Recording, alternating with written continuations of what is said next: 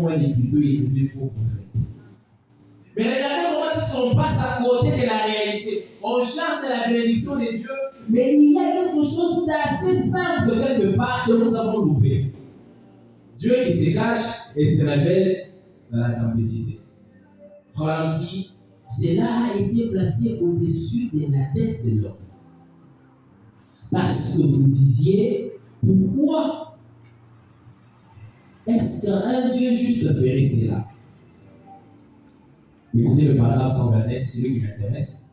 C'est parce que l'homme, quand il a été fait au commencement, il ne devait pas essayer de se débrouiller tout seul.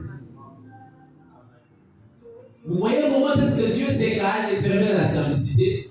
Parce que l'homme, dès le départ, quand il a été créé, l'homme n'avait jamais été créé pour qu'il se débrouille tout seul. Non. Non. L'homme a été fait pour dépendre entièrement de Dieu.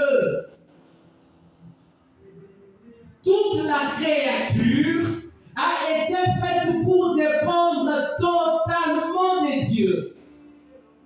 C'est comme ça que les oiseaux, parce qu'ils dépendent totalement de Dieu, la Bible dit, ils ne sèment pas, ils ne moissonnent pas, mais ils ont de la nourriture. Pourquoi? Parce qu'ils dépendent totalement de Dieu. Regardez les listes de champs, les listes de la fleur. Elles ne travaillent pas.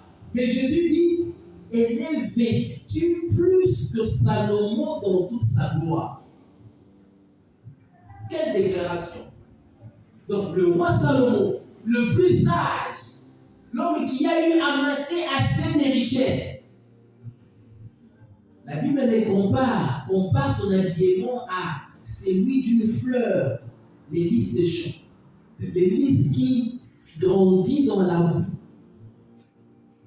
Et la Bible dit que elle est vêtue plus que Salomon.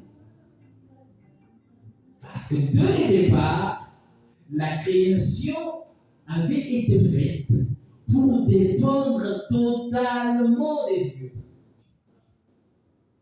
Et c'est comme ça que l'homme, au lieu de dépendre totalement de Dieu, qu'est-ce qu'il lui fait?